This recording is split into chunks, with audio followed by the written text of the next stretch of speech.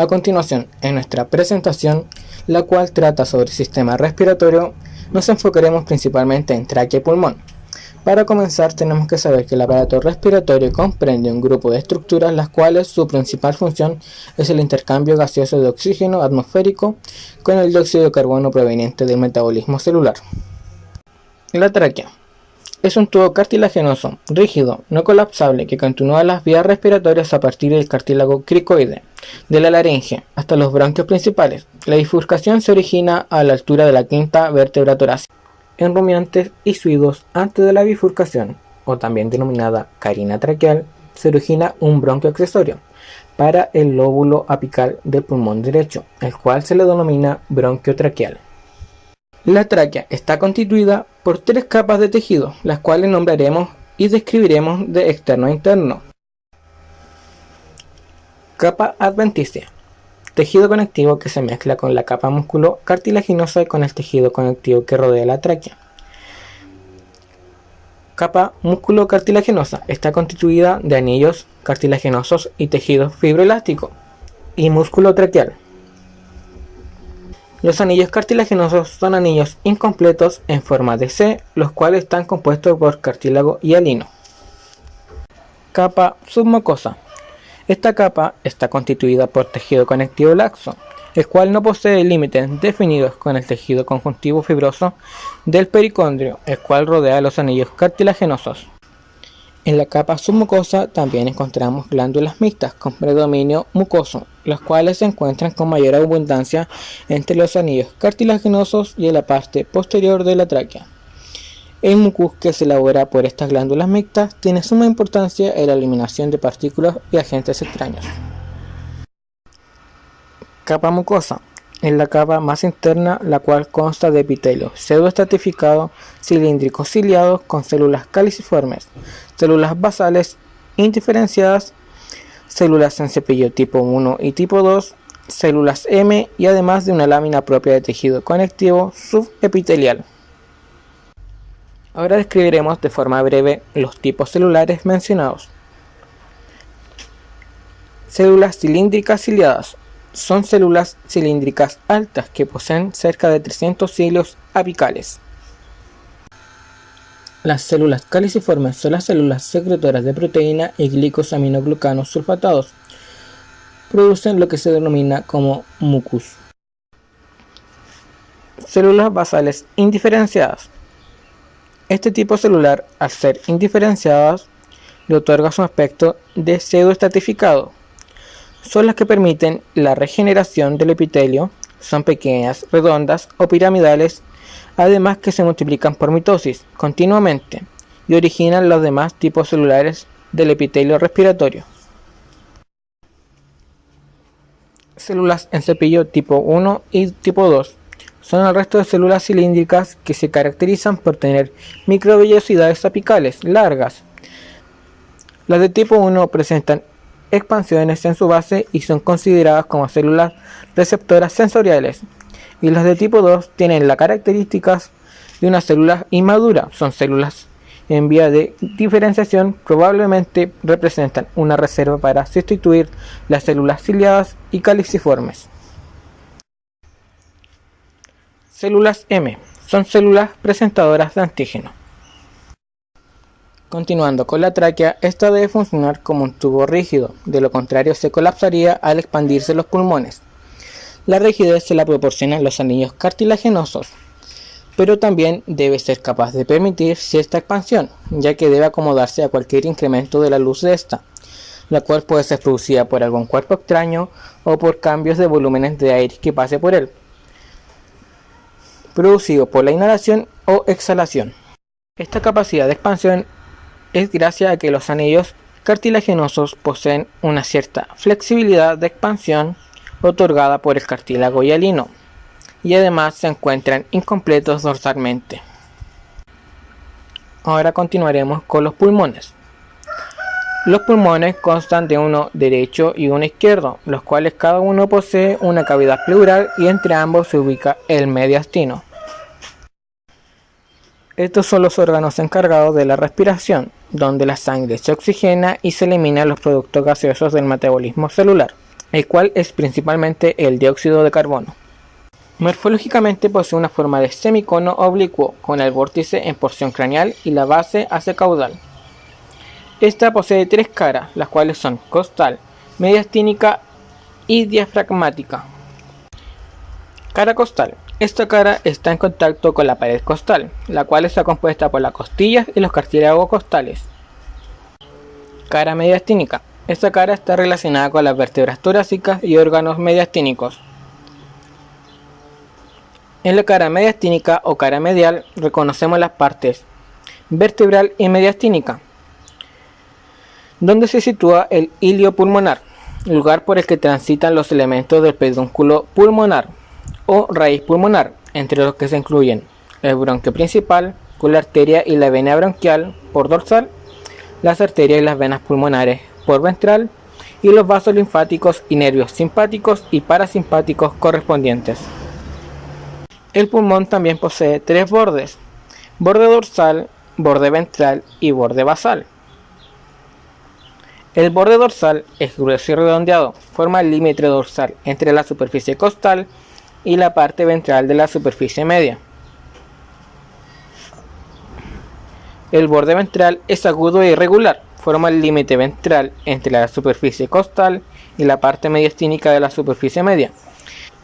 En este vértice se puede observar que el corazón produce una impresión sobre el pulmón denominada impresión cardíaca, donde en el pulmón derecho se observa que es más profundo que en el pulmón izquierdo. Borde basal. Este borde separa la superficie diafragmática o base del pulmón de la superficie costal y medial.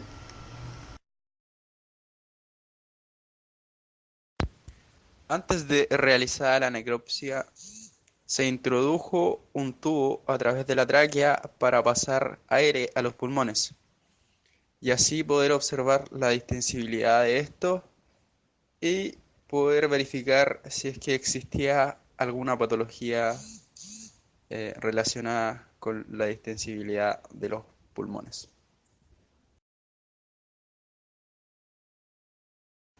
Se extrajeron los pulmones y tráquea de un animal.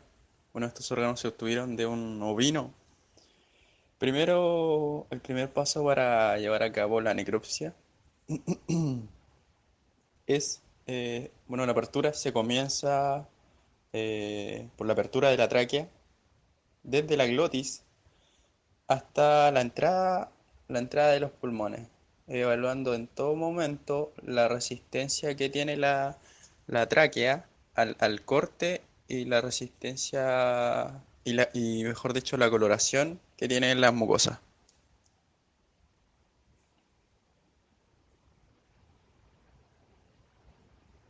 Como decía, se evalúa la resistencia. El corte se hace hasta llegar al árbol bronquial, hasta la bifurcación traqueal.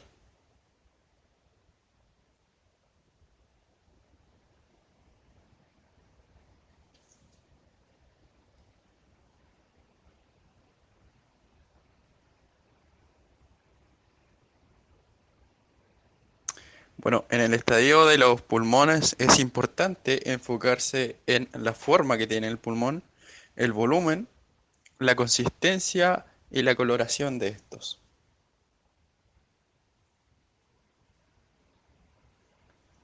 Obviamente los cortes tienen que ser de ambos pulmones y debemos incidir en cada uno de sus lóbulos. La coloración de los pulmones debe ser rosada. En este caso pudo haber un cambio de coloración por el método de fijación realizado.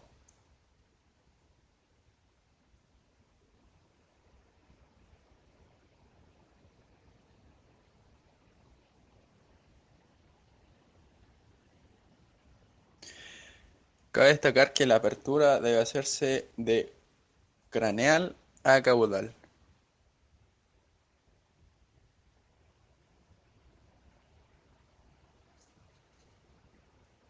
Y como podemos apreciar, se va desde lo macro hasta lo micro.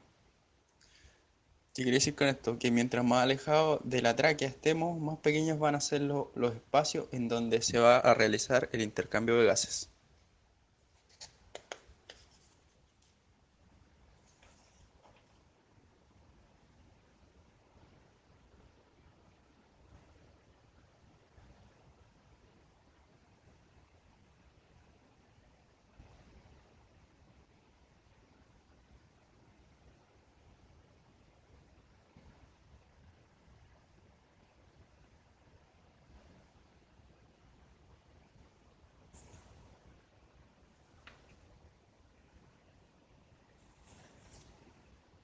También cabe destacar que el pulmón va a estar formado por lóbulos.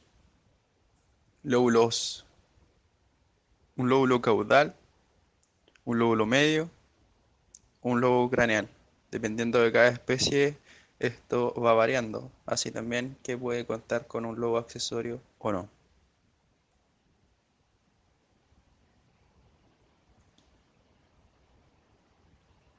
Bueno, los pulmones están protegidos por pleura, por una pleura visceral y una pleura parietal. Se unen al mediastino, donde en el mediastino van a pasar nódulos linfáticos, la aorta y el esófago.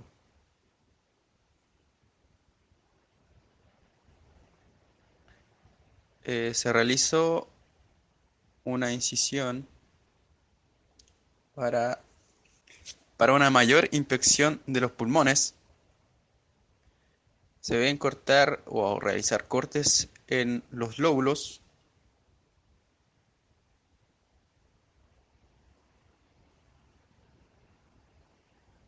en forma de libro.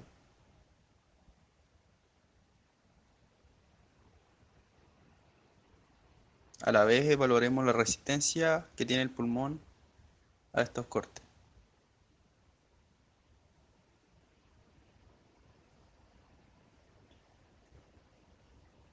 Debemos apreciar el contenido y obtener muestras mínimo de 1 centímetro de espesor.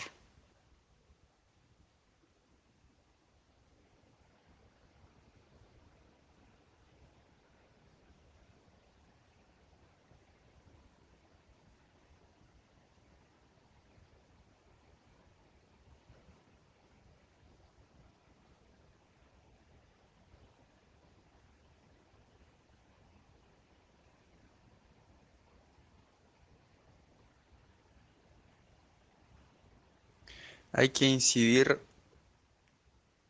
lo may- o sea, hay que llevar a cabo la mayor incisión posible en cada uno de los lóbulos del pulmón.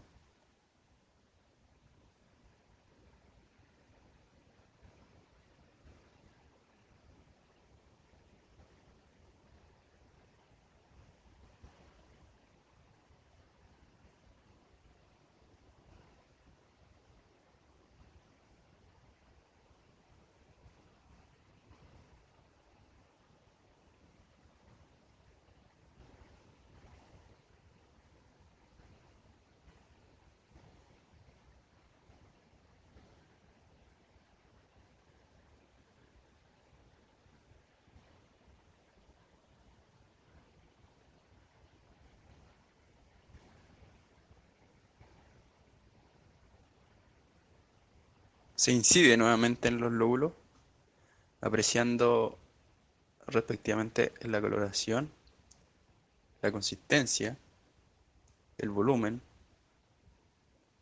si es que puede tener algún contenido dentro de los bronquios, bronquiolos.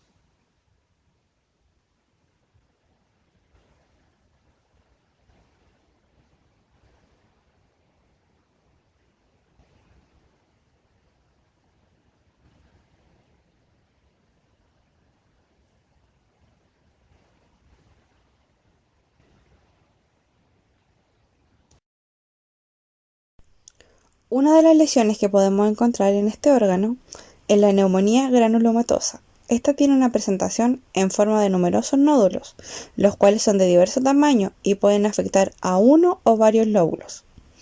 La forma de entrada al organismo puede ser tanto hematógena como aerógena, y las lesiones se ven multifocales, caracterizadas por la presencia de los nódulos o granulomas. En muestra histológica se observan los granulomas, los cuales están constituidos por un centro necrótico y además presentan infiltrado en su periferia de macrófagos, células gigantes, y el tejido conectivo se encuentra infiltrado con linfocitos y células plasmáticas. Algunos ejemplos de esta enfermedad pueden ser la tuberculosis, algunos parásitos como la fasciola hepática y larvas migratorias. Esta patogenia también se puede confundir con neoplasias, por lo cual debemos realizar histología para confirmar la enfermedad. Entre los ejemplos mencionados tenemos la tuberculosis bovina.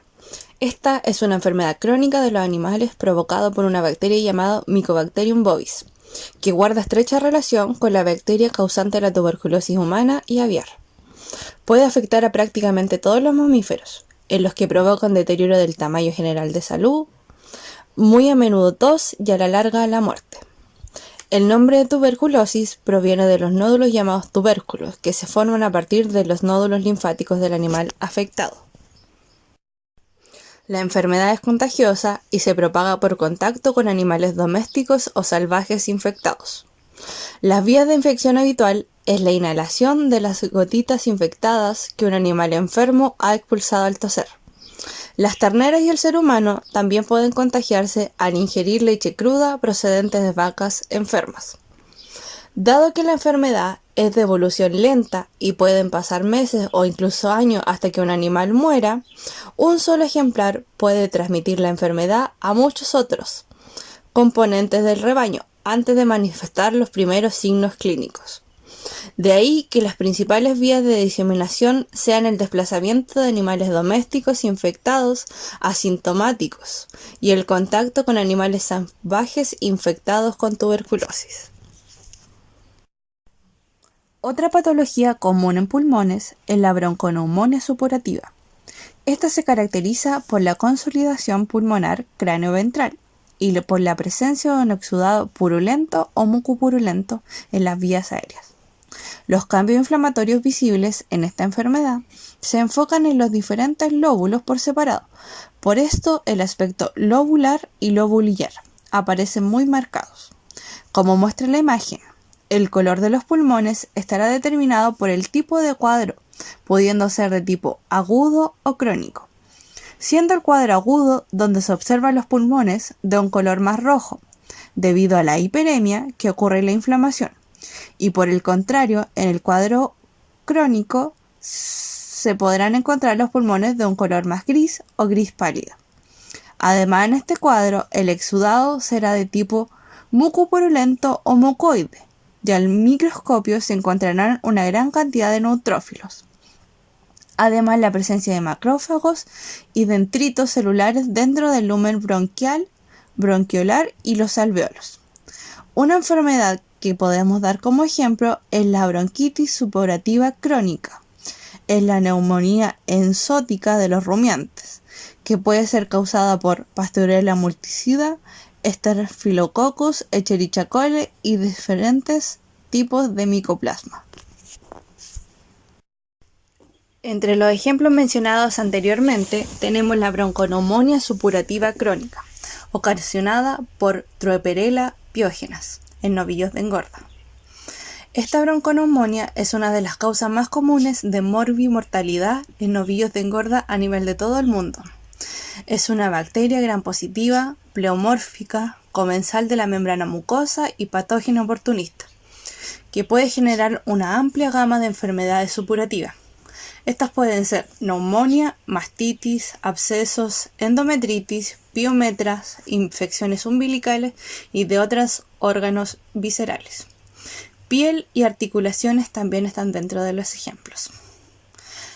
A nivel histológico podemos encontrar que el tejido pulmonar se encuentra reemplazado. Además, múltiples áreas de necrosis liquefactiva, rodeada de neutrófilos en distintos grados de degeneración. La pared que rodea los focos necróticos está constituido por tejido conectivo con infiltración de células mononucleares, como macrófagos, linfocitos y plasmocitos. En el interior de los abscesos se observan múltiples conglomerados de cocobacilos pleomórficos compatibles con esta bacteria. Además se observa una gran cantidad de tejido conectivo y células mononucleares en la superficie pleural y tabiques intraorbilares, como fibrosis pleural y pulmonar. En el interior de los bronquiolos se observa descamación epitelial y presencia de neutrófilos. Esta bacteria puede llegar al pulmón por vía aerógena o hematógena. Otra enfermedad descrita en los ejemplos es la neumonía enzótica del rumiante. A nivel de la necrosis, los principales hallazgos que se pueden encontrar en el sistema respiratorio es que la tráquea se observa con abundante espuma en el interior. Las mucosas se encuentran congestivas, los lóbulos craneoventral del pulmón estarán consolidados, de un color rojo intenso y tendrán una textura gomosa. A nivel histopatológico, los hallazgos más significativos serán que se encontrará una bronquiolitis, una necrosis del epitelio bronquiolar con formación de sinfitis epitelial, alveolitis exudativa caracterizada por abundante presencia de neutrófilos y macrófagos, además de células sincitiales con obliteración total de la luz alveolar. Además, una severa infiltración del septo alveolar por células mononucleares, granulocitales, macrófagos alveolares. También se encuentra un área con extensa atelectasia con áreas de enfisema. Además, en los bronquios y bronquiolos se encontrarán un aplastamiento del epitelio respiratorio con presencia de células necróticas. Al interior y en el intersticio se encontrará un severo edema y congestión pulmonar. Y por último, tenemos el enfisema pulmonar, el cual provoca una severa alteración de los pulmones, donde se encontrarán aumentados de tamaño, con contenido gaseoso y líquido. Debido a esto, es que el intercambio gaseoso traerá como consecuencia la destrucción de las pequeñas estructuras que forman el pulmón, por lo cual el aire realizará un intercambio desde los pulmones a zonas anormales, lo cual se produce una acumulación de aire a nivel de cuello, en la parte media y a nivel del lomo. A la histología se encontrará un abundante material acidófilo a nivel intraalveolar. Esto se encontrará con mayor densidad en áreas con formación de membranas hialinas. También la proliferación de macrófagos intraalveolares y la presencia de proliferación de células cuboides en la pared alveolar. El enfisema es un síndrome respiratorio que afecta principalmente al bovino. La aparición de la afección está asociada generalmente a cambios de clima y a variaciones nutricionales en forma brusca. Clínicamente se caracteriza por producir ataques bruscos de tos y lesiones en los pulmones, que incluyen líquido. Este síndrome se presenta con más frecuencia luego de que los bovinos son desplazados de una zona cálida a una zona fría, o cuando cambian su alimentación de potrero que contienen forraje de baja calidad a un potrero que contiene forraje de alta calidad. Es bueno decir y además tener en consideración que una enfermedad respiratoria mal diagnosticada o sin tratamiento clínico puede desencadenar en la muerte de un animal. En invierno es la época en la que suele presentarse el mayor número de casos y son los terneros los más susceptibles a padecerla debido a la baja inmunidad que estos poseen.